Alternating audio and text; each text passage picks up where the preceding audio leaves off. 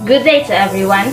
Today we're gonna interview a science teacher and a poli-sci teacher on their views about science and technology and nation building. We're also going to share some of our interesting thoughts about the government policies pertaining to science and technology.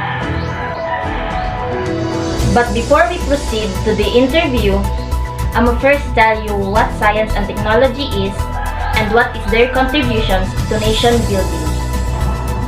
Science is the study of knowledge which can be made into a system and depends on evaluate facts. And technology is the practical application of scientific knowledge.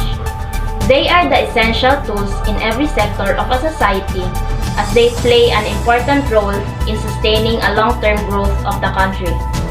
It is a well-known fact that no nation can develop without advancing in the areas of science and technologies. What is their contribution to the nation building? Nation building is the creation and development of a nation. So, if the nation do not implement science and technology, then the changes of getting themselves developed becomes minimal and thus could be even rated as an undeveloped nation. As we all know that science and technology is associated in all means with modernity and it is an essential tool for rapid development and it has made life a lot easier. Now, please allow my colleague to introduce the person who they interview. Good morning, Philippines! It's September 19, 2022. This is Liam Barbadillo reporting live. The hot topics for our breaking news, interviewing different personalities on their views about Philippines as anti-nation building.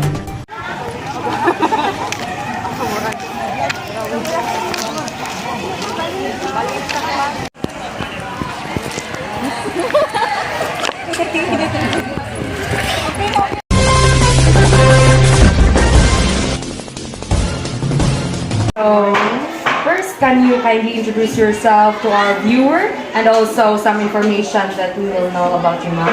Okay, so my name is Grace Estacion Macalilos and I am a teacher of Obat High School for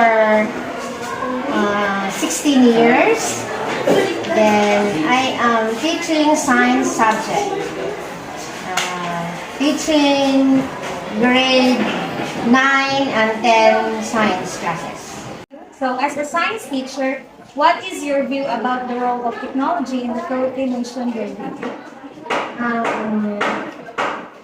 The role of science and technology in our country, of course, is to helps to improve the science technology enhances our devices that is used in order to improve our country.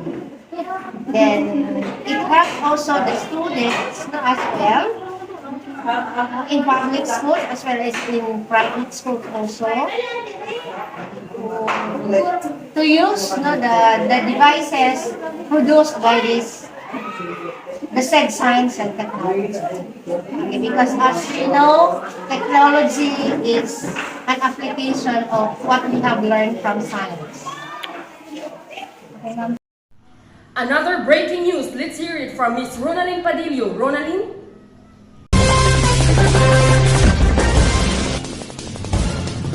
Yes, Liam, we're here live at Obat High School.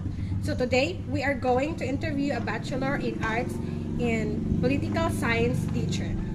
But unfortunately, he neglected to show his face on cam. So let's just hear his voice for now. Okay, good morning. So when you say collect my view and idea on how to construct government policies pertaining to science and technology in terms of their contribution to nation building through giving solutions.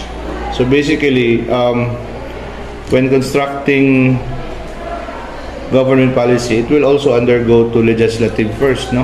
They will have to create bill on that. For instance, in science and technology based on solutions nga ilahang buhaton. For example, what are the things they need to do in order for us to save this climate change? Na unsa man mga policies nga need sa government nga will help the entire country in solving, or if not solve, meaning limit the so-called climate change. So daghan na silang mga buhaton nga policies, debates sa legislative, meaning sa upper house and the lower house sa Congress, in order for them to create laws with regards to this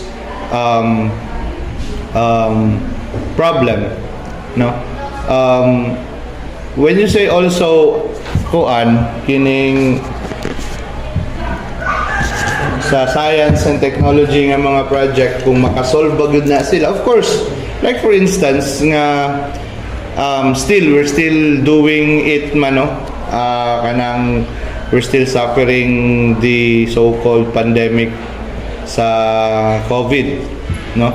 So science and technology, the government did something, created some agencies like the IATF na monitor on this one, and then they created some vaccines in order for us to have safe lives, in order for us to work again and move again as normal people.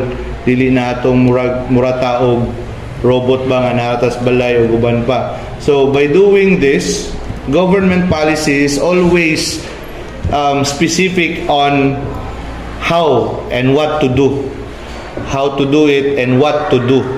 Like for instance, kada di ba, how to stop the spread, di ba? We are wearing the mask. We did vaccination.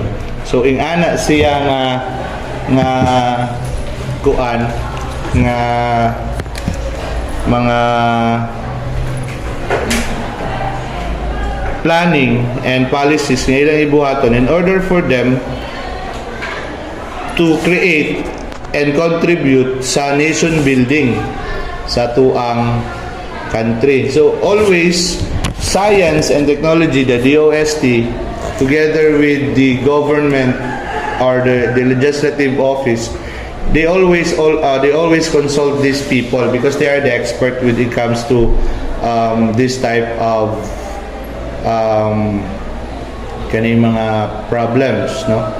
So pag mayroon mong ideas, construct of government policy, magiging na siya og bill, legislative, or even the president can make EO, executive order, para mas madali.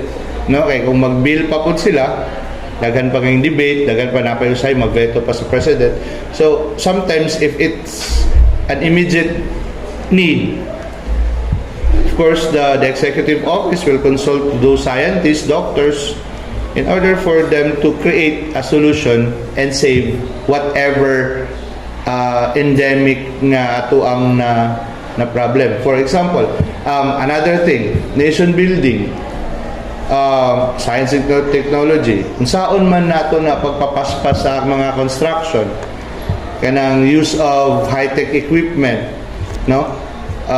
The use of high-tech equipment like pagbuhat nilang bridge, they will be using high-tech equipments like unsa man na siyang ginagamit pagbuhat sa bridge in order for that bridge to be more reliable and stable. So mao gina siya ilang buhaton, consult ko na sila og mga experts in order for them to make policies on what to do. Mao ra gina siya ang pinaka ang ako idea, point of view nga ilang buhaton. And then na ako sa una pero gikaon sa bagting. Sa piso. Nawala gyud tinod. Another thing,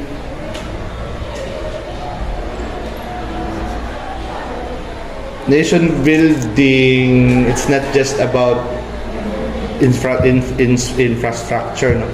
It's about all nation, no?